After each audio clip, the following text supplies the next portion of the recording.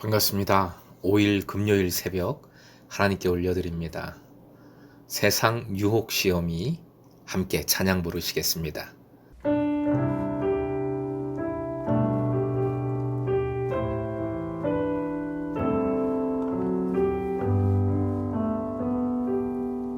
세상의 유혹 시험이 내게 몰려올 때에 나의 힘으로 그것들 모두 이길 수 없네.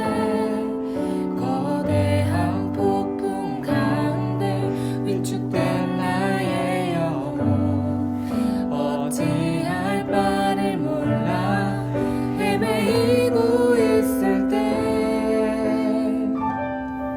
주위를 둘러보면 아무도 없는데 믿음의 눈을 들면 보이는 분 계시네. 지금도 내 안에서 역사하고 계시네.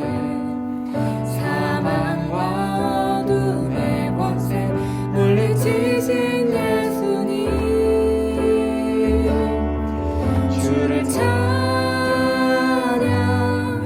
손을 들고 찬양. 전쟁은 나에게 속한 것 아니니 주를 찬양, 손을 들고 찬양. 전쟁은 하나님께 속한 것이니. 오늘 말씀은 창세기 39장 11절부터 18절까지입니다. 함께 읽겠습니다. 그러할 때에 요셉이 그의 일을 하러 그 집에 들어갔더니 그 집 사람들은 하나도 거기에 없었더라. 그 여인이 그의 옷을 잡고 이르되 나와 동침하자. 그러나 요셉이 자기의 옷을 그 여인의 손에 버려두고 밖으로 나가매 그 여인이 요셉이 그의 옷을 자기 손에 버려두고 도망하여 나감을 보고 그 여인의 집 사람들을 불러서 그들에게 이르되 보라, 주인이 히브리 사람을 우리에게 데려다가 우리를 희롱하게 하는도다.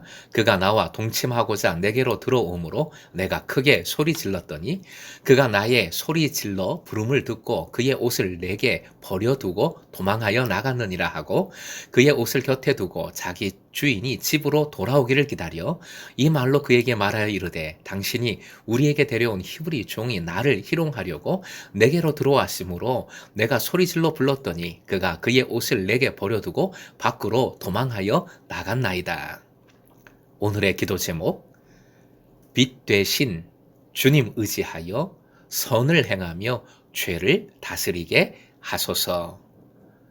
빛 되신 주님을 의지하여 선을 행하며 죄를 다스리게 하소서.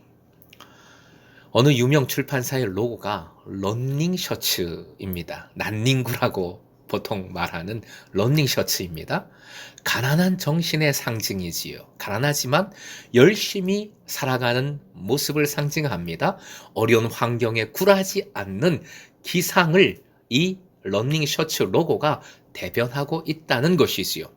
우리 조상들은 안빈낙도, 청렴 결백 등의 삶을 강조했지요. 가난해도 어려운 환경 속에서도 정신력 하나만은 고귀하게 유지하는, 자신 있게 살아가는 분들이 많습니다. 요셉도 그런 모습이지요. 하나님의 꿈을 맡은 요셉. 인생이 완전히 바뀌었습니다. 대박이 아니라 촉박적으로 바뀌었지요. 하지만 그런 어려운 환경 속에서도 하나님 꿈을 가진 자답게, 하나님 백성답게 요셉은 정신을 바짝 차리고 살았습니다. 앞에서 말씀드린 러닝 셔츠의 이미지처럼 하나님의 사람다운 영적 기상을 가지고 산 것이지요. 주인은 그것을 보았고 인정해서 요셉을 신뢰하여 그 집에 모든 것을 맡겼습니다. 그런데 그런 좋은 이미지마저 결정적인 타격을 입는 사건이 오늘 본문에 발생합니다. 요셉이 주인의 아내를 탐한 사건이지요. 11절 그 집이라는 표현이 나오는데 그 집은 요셉의 일터이고 사무실이지요. 사람이 없었던 것은 주인집 아내의 어떤 조치, 함정일 수도 있겠습니다. 12절 주인집 아내의 모습은 죄성에 완전히 지배된 사람의 모습을 잘 나타냅니다. 주인의 아내로서 체면도 염치도 없는 거의 동물 수준으로 전락했어요. 유명하고 멋진 사람들의 이면에 이런 추악한 모습이 가끔 드러나져서 깜짝 놀랄 때가 있지요. 알코올 중독, 마약 중독, 게임, 도박, 성 중독까지 죄악에 완전히 물들어버린 사람들의 모습이 추악합니다. 그런 모습이 하지만 많이 나타나지요. 12절 하반절 여주인에게도 순종할 수밖에 없는 노예임에도 불구하고 요셉은 바로 이 죄에 대하여 어떠한 여지도 주지 않습니다. 자기의 옷을 내던져 버리고 신속하게 피해버립니다. 피하는 게 맞아요. 우리가 이단을 만났을 때 말싸움하지 말고 피하라 말씀드렸습니다. 피하는 것은 비겁한 것이 아니라 죄를 대적하는 가장 지혜로운 방법 중에 하나입니다. 그런데 반전이 일어납니다. 좋지 않은 반전이지요.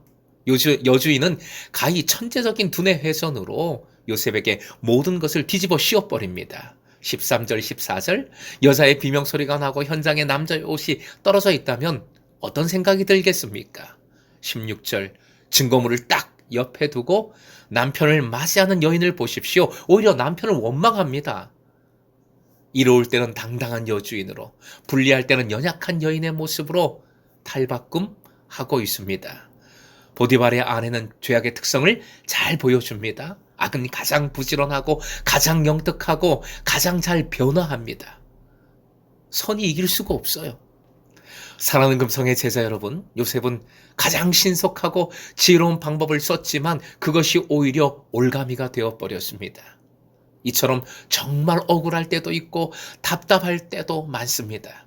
정말 힘들고 어렵지만 그런 상황 속에서도 내 힘으로 해결하려 하지 마십시오. 창세기 4장 7절 화면 보시고 함께 읽겠습니다. 내가 선을 행하면 어찌 낯을 들지 못하겠느냐? 선을 행하지 아니하면 죄가 문에 엎드려 있느니라. 죄가 너를 원하나 너는 죄를 다스릴지니라. 죄가 문에 엎드려 있습니다. 문에 엎드려 있다는 것은 고대 시대의 기습 공격을 의미합니다. 절대 방어할 수 없는 공격입니다. 그 유명한 로마 황제 율리우스 카이사르 시저도 가장 믿는 부하의 문 뒤 공격에 목숨을 잃었습니다. 언제든지 죄는 기습해서 우리를 덮칩니다. 넘어뜨릴 수 있습니다. 치명타를 입힐 수 있는 겁니다. 그런데 창세기 4장 7절 하나님은 두 가지 방법을 알려주셨습니다. 첫째가 선을 행하는 것이고 둘째가 죄를 다스리는 것입니다. 화면 보시고 함께 읽겠습니다. 선을 행하라, 죄를 다스리라.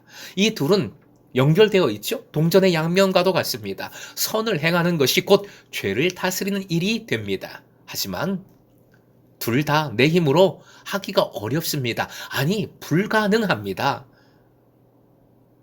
또 하지만 예수님 의지하면 할 수 있습니다.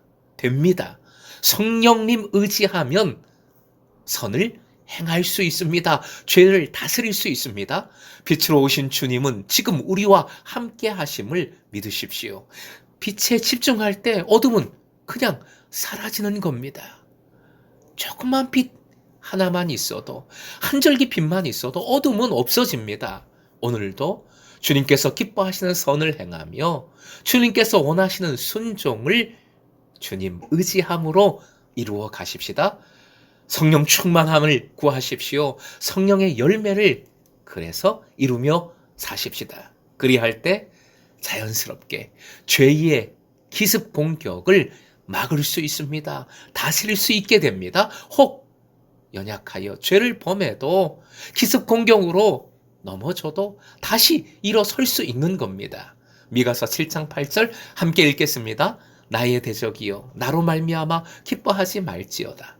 나는 엎드려질지라도 일어날 것이요 어두운 데에 앉을지라도 여호와께서 나의 빛이 되실 것임이로다. 오늘도 나의 빛이 되시는, 우리의 빛이 되시는 주님과 동행하며 주님 말씀대로 살아감으로, 순종함으로 선을 행하여 죄를 멀리하며 행복한 삶을 살아가시길 주님의 이름으로 축원드립니다.